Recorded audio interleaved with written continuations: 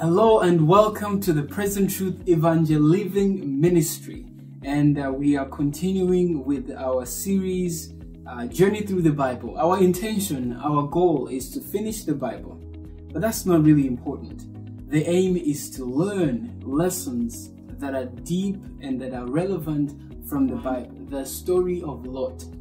Now, there's not a lot that we can talk about Lot, but the story of Lot contains in it direct instructions, or at least applications that relate to us today in the last days. One would say that the story of Lot is a story that will repeat itself in the last days. Now, the story of Lot, at least in this specific scenario, starts with Lot sitting at the gate. Now you would wonder, why would Lot be sitting at the gate? Many would say that Lot was sitting at the gate because he was an elder in the city. He had some sort of elderly responsibilities. Others would say that Lot was simply in his business transactions. But if you study more carefully, you will come to understand that Lot was sitting at the gate because, like his uncle Abraham, he had learned to have a heart of hospitality. In fact, I'll go as far as to say that Lot was saved because he was a hospitable man. Imagine what would have happened if Lot did not receive the two angels that came to him. What could be of Lot if Lot was not interested in the angels? They could have destroyed the city, isn't it? Yes, they could have. But Lot was a hospitable man. And so when he sees these men, the Bible says, and he said, "Behold now, my lords, I pray you, turn into the house of your servant, and tarry all night, and wash your feet, and it shall come in the morning that you will arise and go to your ways." But the angel said, "You know what? No." In the King James Version it says, "Nay, but we shall stay in the streets all night." One thing I have to point out here is that these angels are disguised as men. So really, they do not look to Lot as angels. What they're trying to do to Lot is to test his sincerity. Lot says, "Come to us." Lot says, "Come into a house." The angels say, "No, we're not. We're going to stay into the streets all night." As if trying to be ignorant of how dangerous Sodom was. But the angel said no. After Lot insisted, because Lot loved people. He had love for others. He wanted to protect these travelers that did not know about the city. And so Lot receives them, and the Bible says, "And he pressed upon them greatly, and they turned in unto him, and he entered into his house, and he made them a feast, and they did bake unleavened bread, and they did eat." At the most, Lot's interaction with the angels reminds us what we find in Hebrews chapter 13 verse 2. "Do not neglect to show hospitality to strangers, for by this some have entertained angels without knowing it." Of course, speaking about the story of Lot. The power of hospitality is something that every follower of Jesus must have. Jesus was the master of hospitality. He loved people. He was a personable person. But I want to illustrate the beauty of hospitality and intimacy altogether.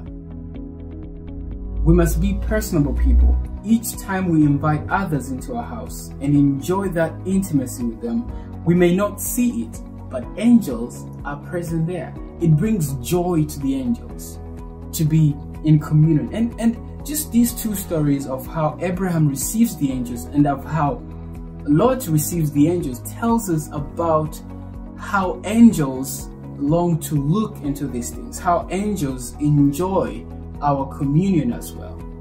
Otherwise, why would they eat? Were they hungry? Angels do not need food, but they ate because it was a symbol of intimacy, of acceptance, and of communion. One of the common activities in how Abraham and Lot welcome the visitors is washing of feet and breaking of bread. There is something about washing of feet that humbles us.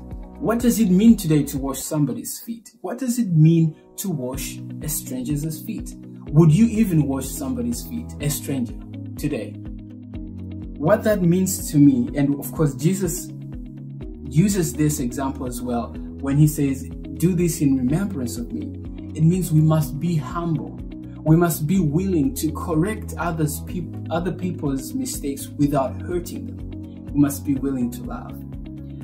Just one more thought before we move on. Speaking about the table, it's amazing how the table brings us together. The table is the only place where you can sit and have the same height all together. It shows unity and intimacy. But the story gets real. When the violent men of Sodom surrounds the house, they demand, bring those men out, we want to know them. Now, you would think that they want to know them like how Lot is trying to know them in a way of hospitality and trying to understand who they are, where they're coming from. But no, their hospitality is different. They want to destroy them. They want to know them sexually. And of course, that speaks to how wicked the city was.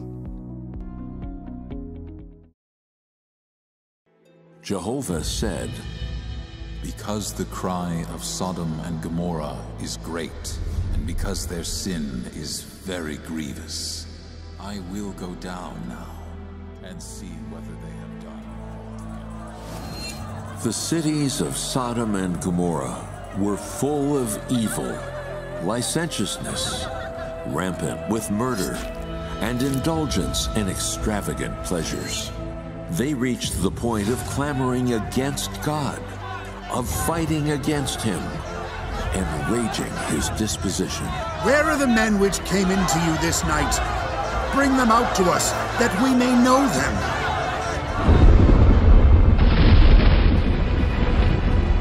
After the angels took Lot and his family out of the city, burning sulfur rained down from the sky. The raging fire lit up the heavens.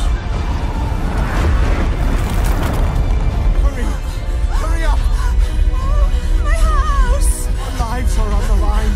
Who cares about the house? I'm not afraid. Just one look. Just one look.